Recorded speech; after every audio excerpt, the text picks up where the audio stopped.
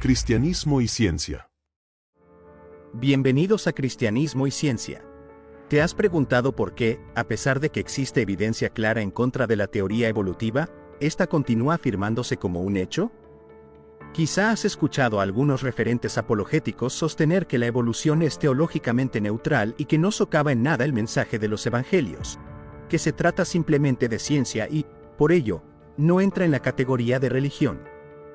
En este video mostraremos por qué estas afirmaciones son falsas y cómo la teoría evolutiva deriva de un marco teológico específico, proveniente de doctrinas teológicas concretas, las cuales aún se mantienen para sostener su dominio en la academia. Primero veamos por qué William Lane Craig dice que la evolución es bíblica. Darwinism has nothing to say about whether or not there's a God, or whether or not he created the universe. There's nothing wrong with evolution. Theologically, the evolutionary biology is theologically neutral. It just doesn't speak to those issues. ¿Cómo Craig concluye todas estas cosas? ¿Cómo sabe estas cosas? Simplemente porque Craig usa una versión simplificada de la evolución. All it says is that we have these genes that mutate without a view toward the benefit they confer on the host organism, and that those mutations that are deleterious cause those organisms not to reproduce, but to get weeded out and to die off. And that's all. And therefore, organisms change over time. Esto que indica Craig no es preciso. Primero, la interpretación simplista de Craig queda empequeñecida por las diversas explicaciones y causas que los evolucionistas han propuesto. Pero en segundo lugar, Craig pasa por alto por completo la teología, y esta es sumamente dominante.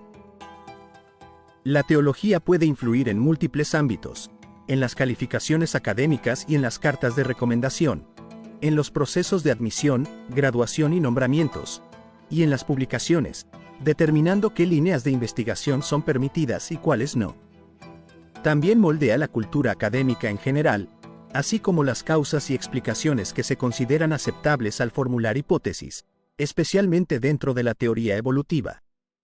Esto se refleja, por ejemplo, en el trato injusto hacia Lamarck y los lamarckianos durante los siglos XIX y XX, así como en la forma en que se interpreta el trabajo de Darwin y en toda la literatura apologética que se ha derivado de la evolución. La teología es profundamente influyente, y sin embargo Craig no la menciona en absoluto. La evolución no se desacopla de su teología. Y como veremos, Craig no presenta correctamente las críticas hacia la evolución. Awesome. Now, I've heard that specifically that Darwinian evolution is counter to Christianity. Do you think that's true? No, I think that's completely false, Cynthia, and based on a misunderstanding. The reason that some people or theists or Christians reject Darwinian evolution is because these mutations in our genes that I spoke of are said to be random. And these theists or Christians rightly point out, it's not random. It's under the providential control of God. God directs the evolutionary process. But this is based upon a misunderstanding of what evolutionary theorists mean by random. Esto nuevamente no es correcto. La literatura crítica es más sustancial de lo que él sugiere. Con esta introducción veremos ahora por qué la evolución es antibíblica y el por qué personas como Craig no presentan las verdaderas razones. ¿Por qué la evolución es antibíblica? Vemos a personas con un gran nivel académico, una inteligencia indudable y una declaración total de que Jesús es su Dios y Salvador. ¿Por qué personas con este estatus dirían que la evolución no es un problema para las Escrituras? Muchos no saben el por qué la evolución es antibíblica, pero acá lo verán. En este video lo explicaremos en 4 pasos simples. El primero se basa en que la evolución es declarada un hecho. Darwin presentó su teoría en 1859 de una manera muy triunfante. Antes de que terminara el siglo, los evolucionistas siempre declararon que era un hecho. Pero, ¿cómo una postura que no tenía aún algún tipo de evidencia experimental o un modelo debidamente estructurado ya era declarado como un hecho? Hay mucha literatura que muestra esto. Por ejemplo, Joseph LeConte, profesor de la Universidad de California, dijo: la evolución era una ley. La ley de la evolución es tan cierta como la ley de la gravedad, incluso más cierta que la ley de gravedad. En 1923, H. Lane, en este libro, tiene un capítulo llamado El hecho de la evolución. La evolución ya se consideraba un hecho demostrado según Lane. Gavin de Beer, en 1974, también afirmaba que la evolución era un hecho. En 1999, la Academia Nacional de Ciencias, la organización científica más prestigiosa de Estados Unidos, indicaba: la ocurrencia de la evolución, en este sentido, es un hecho. El historiador Peter Bowler en 2003 escribió para la época de mediados del siglo pasado: la evolución se consolidó más como un hecho con el surgimiento de la síntesis moderna y con esto, ya se conocía el cómo la vida evolucionó. La historia de la vida en la Tierra ya era conocida. Y por supuesto, Jerry Coyne con su libro, Porque la evolución es verdad. El título del libro lo dice todo. Por mucho, la posición del consenso es: la evolución es un hecho. Esto no está en discusión. Acá, solo estamos mostrando cómo esto ha sido declarado así desde Darwin. Bien, ahora pasamos al paso número 2. La evolución falla en cuanto a ciencia. La evolución afirma que cientos de millones de especies surgieron por sí mismas. Pero la evolución no muestra una causa plausible para ello. Aunque escuches o leas en todas partes que los mecanismos están debidamente identificados y demostrados para el hecho que declaran. Podemos leer: ¿cómo se originan las innovaciones fundamentales, o novedades, en la evolución? Sigue siendo una de las preguntas más enigmáticas de la biología. Según los defensores de la teoría sintética, el proceso gradual de evolución por selección natural que opera dentro de las poblaciones y especies también crea los rasgos únicos reconocibles a niveles taxonómicos superiores, lo que significa que la macroevolución es simplemente microevolución extendida durante periodos de tiempo relativamente largos. Sin embargo, se ha señalado repetidamente que la innovación es diferente de la adaptación, y que la teoría sintética, que se basa en gran medida en la genética de poblaciones, no logra explicar las innovaciones, las novedades y la evolución de los planes corporales.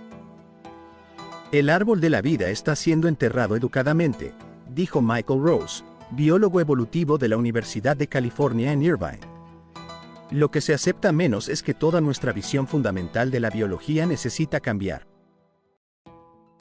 Aunque la gran mayoría de la investigación en biología evolutiva se centra en la adaptación, aún queda por desarrollar una teoría general de los mecanismos genéticos poblacionales mediante los cuales se adquieren adaptaciones complejas. Si leemos la parte demarcada, las tasas de mutación genética en organismos complejos como los humanos son drásticamente inferiores a la frecuencia de cambio de una serie de rasgos, desde ajustes metabólicos hasta la resistencia a las enfermedades.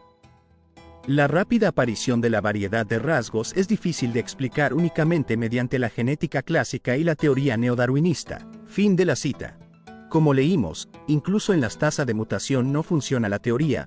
Es muy baja incluso si las mutaciones aleatorias pudieran crear vida diversa en el planeta.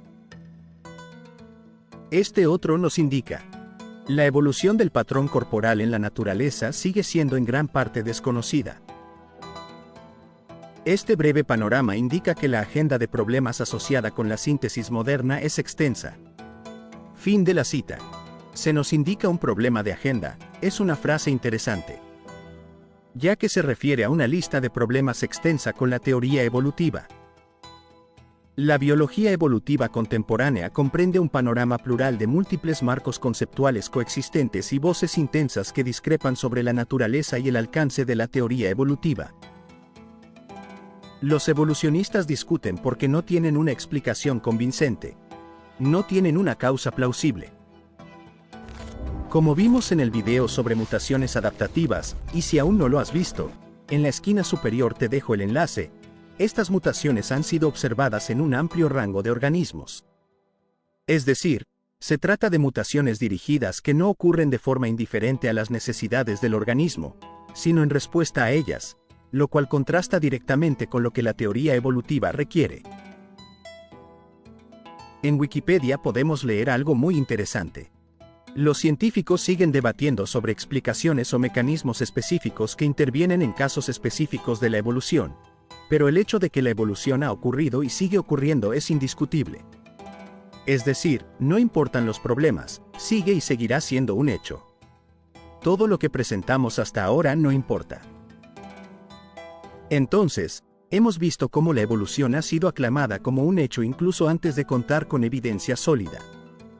Se la considera un hecho aun cuando no existen mecanismos que la respalden y cuando la ciencia misma no la confirma.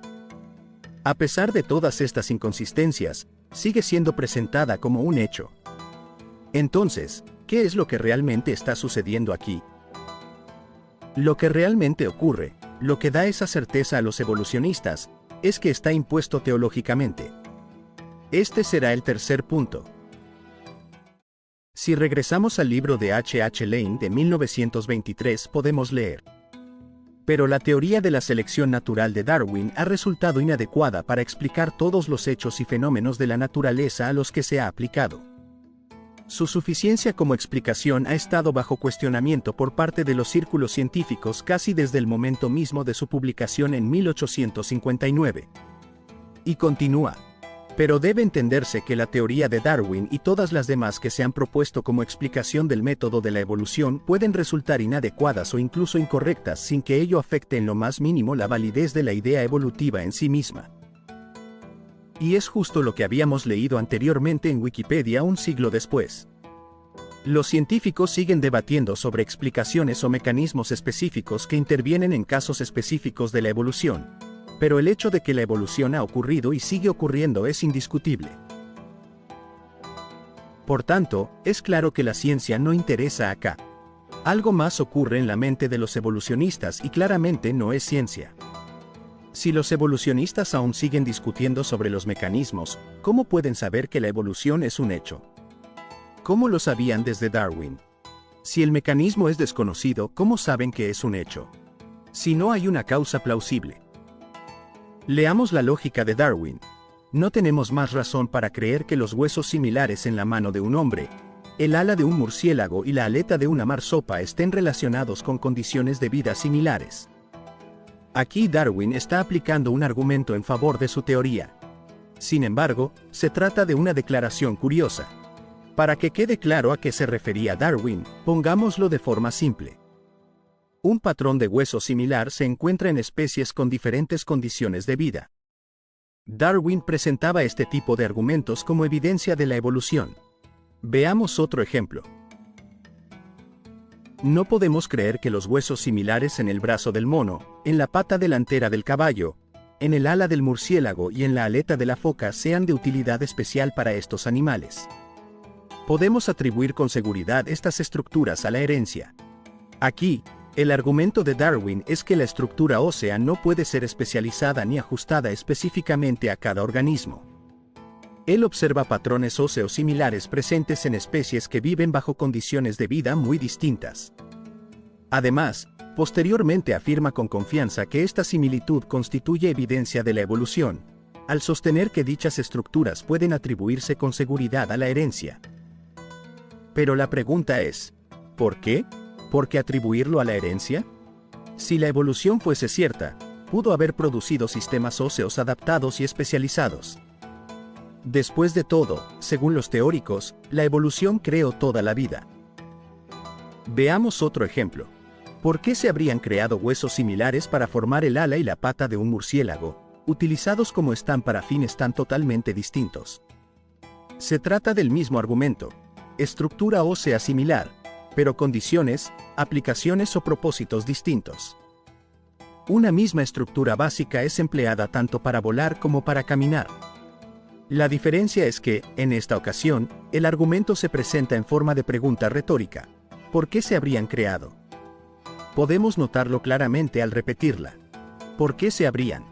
Este tipo de formulación aparece de manera constante en los argumentos evolutivos, no solo en la literatura académica, sino también, y de forma muy extendida, en redes sociales.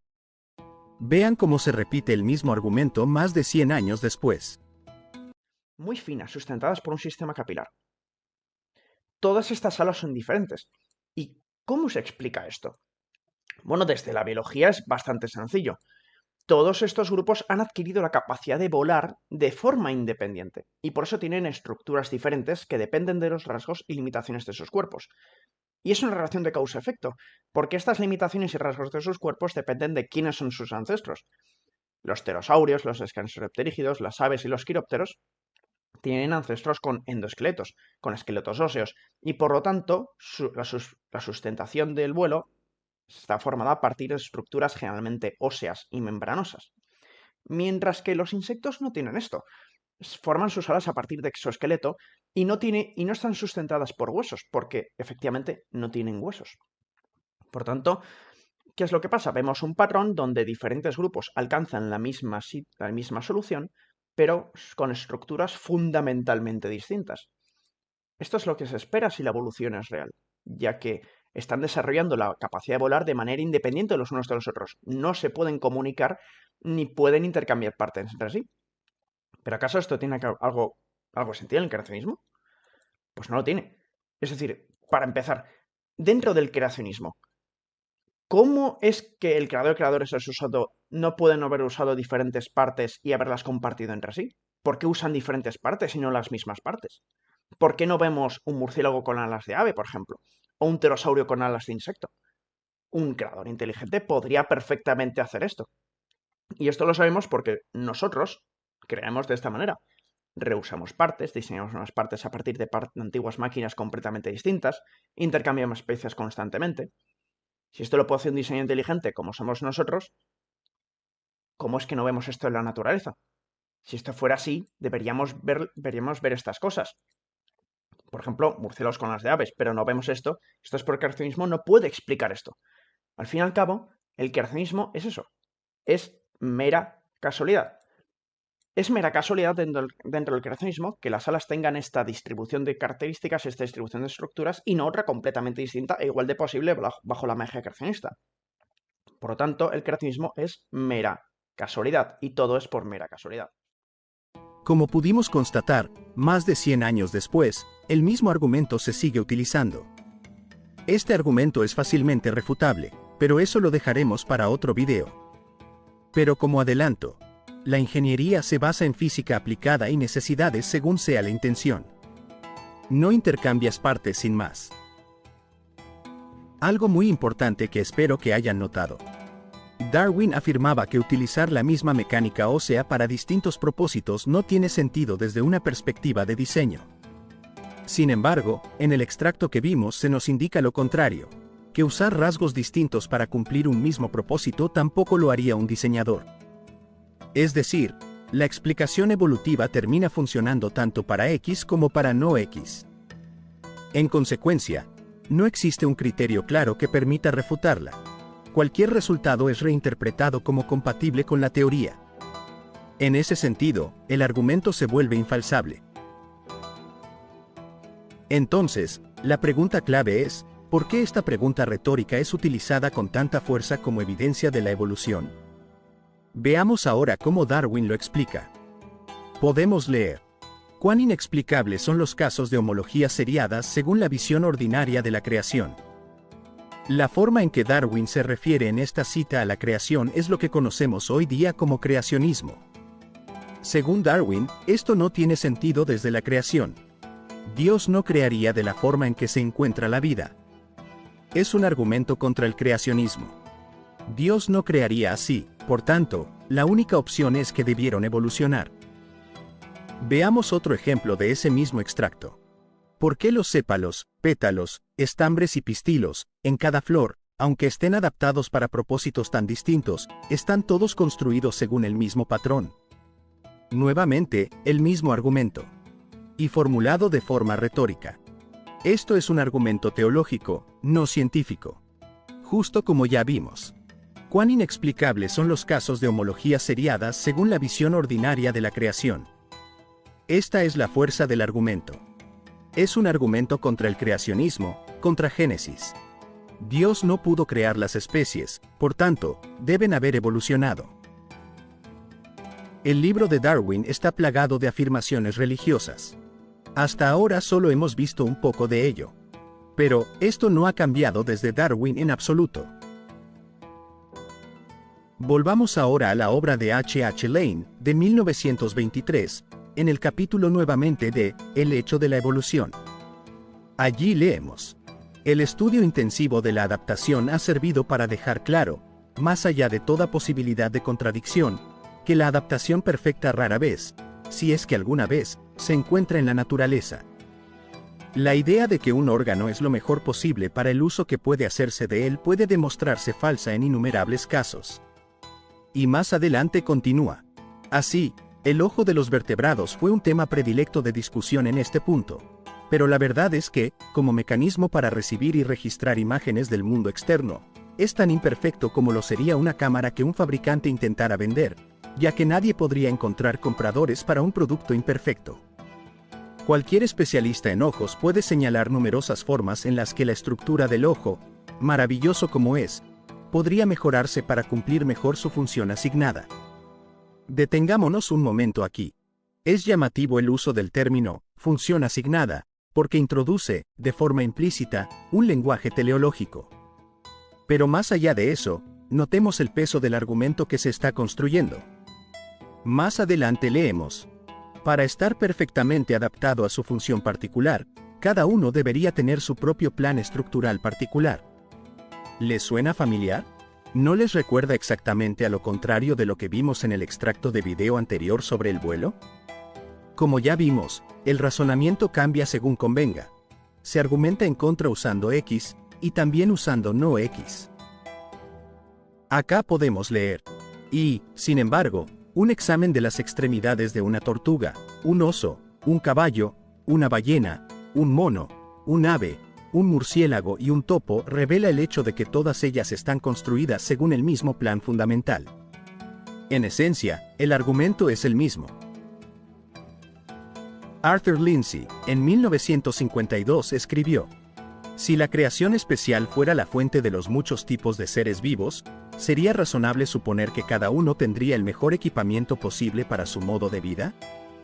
Más que razonable, Lindsay utilizó esta lógica para dar sustento a la teoría evolutiva. No se puede dejar de lado la anatomía de la extremidad anterior. Este argumento se ha heredado por generaciones como una vaca sagrada, y repetido en casi todo libro de texto de biología. Si volvemos a la Academia de Ciencias de Estados Unidos podemos leer: por ejemplo, los esqueletos de los seres humanos, los ratones y los murciélagos son notablemente similares, a pesar de los diferentes modos de vida de estos animales y de la diversidad de ambientes en los que prosperan. Indica, notablemente similares, y, diferentes modos de vida.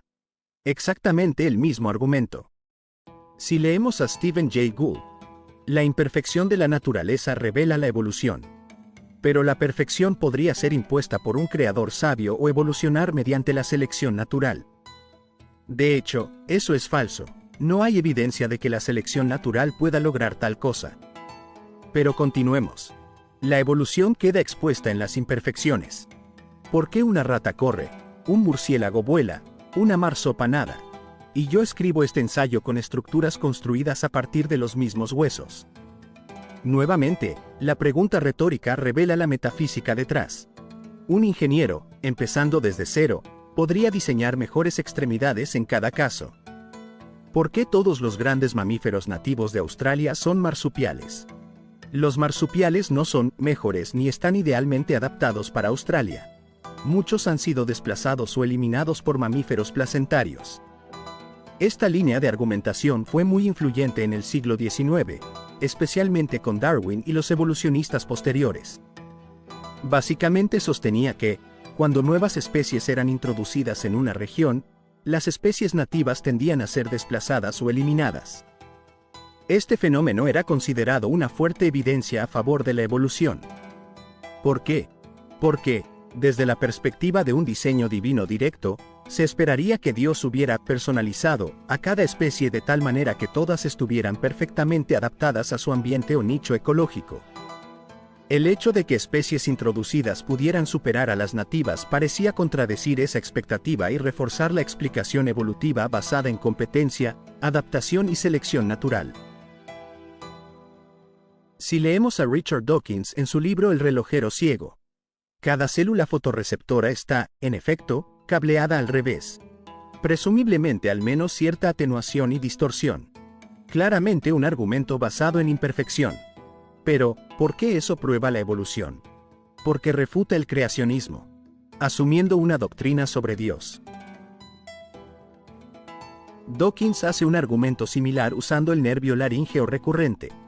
Ningún diseñador inteligente habría hecho eso. Si pasamos a Jerry Coyne y su libro, ¿Por qué la evolución es verdad?, leemos. Lo que quiero decir con el diseño deficiente es la idea de que, si los organismos fueran construidos desde cero por un diseñador, no uno que usara los bloques biológicos de nervios, músculos, huesos, etc., no tendrían tales imperfecciones. Un diseño perfecto sería verdaderamente la señal de un diseñador hábil e inteligente. Un diseño imperfecto es la marca de la evolución. Los diseños defectuosos particulares que vemos solo tienen sentido si evolucionaron. Notemos la palabra solo, revela una lógica de sí y solo sí. Y este tipo de lógica requiere omnisciencia o al menos un conocimiento completo de las condiciones involucradas, porque estás afirmando equivalencia absoluta. La evolución es declarada como un hecho. Pero ese hecho se intenta probar usando premisas teológicas, no premisas ateas. Y seguramente alguien dirá, un momento. Jerry Coyne, Richard Dawkins, Stephen Jay Gould son, o fueron, ateos. Sus argumentos derivan de su ateísmo. Entonces, ¿de qué estás hablando? Aquí está el error. No debemos confundir a la persona con el argumento. Todos los argumentos que les he mostrado no son ateos. Son teológicos. El ateísmo, como postura filosófica, no puede concluir. Dios no existe. Ni tampoco. Dios no puede existir bajo ninguno de estos argumentos. De hecho, ningún ateo puede formular un silogismo válido que concluya racionalmente. Dios no existe. Soy consciente de que estas personas son ateas, o al menos se declaraban ateas cuando presentaron estos argumentos. Pero el punto es este. Los argumentos no derivan del ateísmo. Derivan de teología. ¿Y cómo lo sabemos? Porque esos mismos argumentos no nacieron con ellos. Provienen de tradiciones teístas, de debates teológicos previos. Implican doctrinas sobre Dios, cómo debería actuar, cómo debería crear, qué tipo de diseño debería producir. Por eso, no se confundan. El ateísmo aquí no es el fundamento. Estos autores están usando argumentos teístas, y el ateísmo funciona solo como una cobertura superficial. Pasamos al cuarto paso. La teología usada es antibíblica. Si regresamos a Stephen Jay Gould, leemos: arreglos extraños y soluciones curiosas son la prueba de la evolución, caminos que un Dios sensato nunca recorrería, pero que un proceso natural, constreñido por la historia, sigue necesariamente. Nadie entendió esto mejor que Darwin. Ernst Mayr ha mostrado cómo Darwin, al defender la evolución, recurría de manera consistente a partes orgánicas y distribuciones geográficas que tienen el menor sentido. Esto claramente muestra cómo el razonamiento que Gould utiliza concluye que el creacionismo debe ser falso, en base a las premisas teológicas. Sin teología, no hay prueba de evolución. Pero, el argumento teológico de la imperfección es uno de muchos. Y todos estos derivan de una teología naturalista. Veamos rápidamente los demás. El problema del mal. Dios no crearía o permitiría el mal natural ocurrir. Deus ex machina. Es incongruente que Dios interactúe con el mundo. Infra dignitatem. Para Dios interactuar con el mundo sería rebajar su dignidad. Simplicidad en los actos de creación. Nicolas Malebranche. Nicolas Malebranche argumentaba que Dios valora la simplicidad en los actos creativos. Thomas Burnett y el problema de la disteleología. Indica que Dios no crearía estructuras que no fuesen armoniosas y simétricas y que por ello no parecen ser diseñadas. El racionalismo y deísmo religioso indica que la fe de la salvación y moralidad debían ser alcanzable por medios naturales. Esta doctrina conecta con el creacionismo y su doctrina. De ahí también deriva el argumento contra los milagros. Dios utiliza milagros para gracia y no para creación. Greater God, o el Dios más grande, indica que el Dios que crea el mundo mediante medios naturales es más grande que el Dios que crea vía milagros. El principio de plenitud: Dios crearía el mundo más pleno posible. El Dios de los huecos: muchos han escuchado este seguramente. Este indica que la ciencia eventualmente explicará los fenómenos que no entendemos. Presentar explicaciones sobrenaturales es obsoleto y dañino para la fe. La advertencia antropomórfica: usar inferencias sobre diseño hacen a Dios como el hombre y no deberías hacer esto según esta advertencia. Regresión infinita: si Dios es requerido para explicar el origen del mundo, entonces ¿quién creó a Dios? Este es utilizado incluso hoy día en todas partes.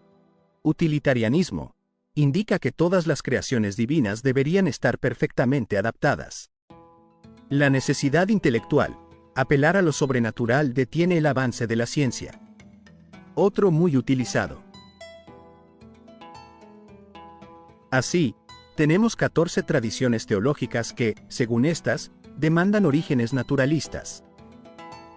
Los argumentos y evidencias para el hecho de la evolución se remontan hasta estas tradiciones. Cada tradición tiene su propia historia, su propia trayectoria. Haremos lo posible de hacer un video para cada tradición, pero les recomendamos que las estudien por su cuenta. Así podrán entender el pensamiento evolutivo y la teoría misma. Pero creemos que es sencillo reconocer que todas estas tradiciones no son bíblicas. La razón del por qué la evolución es antibíblica es porque está fundada bajo tradiciones religiosas que contradicen lo que la Biblia nos indica sobre Dios. No hay evidencia científica alguna que muestre que las poblaciones surgieran por sí mismas y hay problemas monumentales que son ignorados por la comunidad evolutiva. Por esto, la evolución es una teoría religiosa y antibíblica. Darwin no generó una teoría científica. Generó una síntesis de todas estas tradiciones teológicas. Y esta síntesis busca validez usando la herramienta de la ciencia, donde al mismo tiempo, le niega a la tradición y teología derivada de la Biblia tener presencia en las mentes de las personas usando la herramienta de la ciencia argumentando que es religión. Una clara táctica retórica que se basa en ocultar su propia teología y así presentarse como una postura neutral. Como hemos visto, afirmar que la evolución es teológicamente neutral no es solo un error. Es una postura peligrosa para la fe y para el mensaje que nos presenta la Biblia. Se intenta encajar dentro del cristianismo teologías ajenas a la Escritura, cuando la fe bíblica nos revela a un Dios personal, que ama, que se hizo hombre y que sufrió el dolor de su creación para ofrecer redención a la humanidad. Estas tradiciones teológicas atentan directamente contra el sacrificio de Cristo. Como advierte el apóstol Pablo en su carta a los Gálatas, existe el peligro de abandonar el verdadero evangelio para seguir uno distinto, un evangelio que en realidad no lo es. Por eso, la elección es clara. Poner nuestra confianza en el Dios único y verdadero, o en quienes presentan un evangelio diferente. Gracias por acompañarnos. Esperamos que este material sea de utilidad y, sobre todo, para la gloria de Dios. Dios les bendiga.